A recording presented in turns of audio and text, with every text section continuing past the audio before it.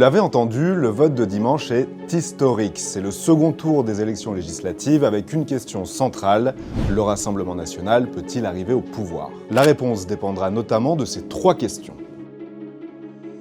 La première touche à la normalisation du parti d'extrême droite, ou plutôt à ses limites après une semaine marquée par la multiplication de cas sulfureux parmi ses aspirants députés. Deux exemples tirés d'une centaine. Dans le Calvados, une candidate RN a dû renoncer après la publication d'une photo d'elle avec une casquette nazie sur la tête. Une autre est épinglée pour avoir mené une prise d'otage armée dans les années 1990, sans parler de la ribambelle de candidats aux propos sulfureux. J'ai comme ophtalmo un juif et j'ai comme dentiste un musulman.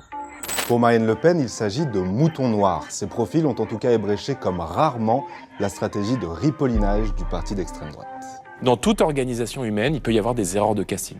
C'est vrai dans les entreprises, c'est vrai dans les partis politiques. On en vient donc à la deuxième grande question de ce scrutin. Le barrage à l'extrême droite va-t-il tenir?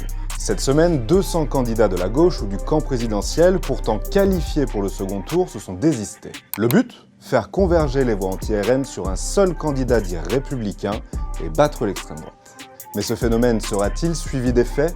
Le rejet de Jordan Bardella et de ses candidats sera-t-il assez mobilisateur pour les électeurs? En réalité, le choix n'est pas si simple comme le montrent les sondeurs. Dans le Calvados, la gauche est appelée à voter pour Elisabeth Borne, la première ministre de la réforme des retraites, et dans le Nord pour Gérald Darmanin, le premier flic de France qui a porté la loi immigration. A l'inverse, certains électeurs centristes auront bien du mal à soutenir un candidat de la France insoumise, ce mouvement qu'Emmanuel Macron n'a eu de cesse de cibler. D'un côté comme de l'autre, les attaques violentes de ces derniers mois pourraient laisser des traces et donc affaiblir le barrage. Dans ce contexte, la participation sera évidemment un point clé du scrutin. L'engouement au premier tour a été inédit pour des élections législatives au XXIe siècle. 67% des Français se sont rendus aux urnes et selon les études, ce phénomène a essentiellement servi le Rassemblement national et le camp macroniste. Tous deux ont grappillé 2,8 millions de voix par rapport aux élections européennes, mais qu'en sera-t-il ce dimanche 7 juillet? La participation pourrait de nouveau être massive, mais sans que cela soit bon signe, cette fois-ci pour le Rassemblement national. L'engouement des électeurs pourrait montrer ici la vigueur du Front républicain malgré tout. Réponse dimanche soir à 20h.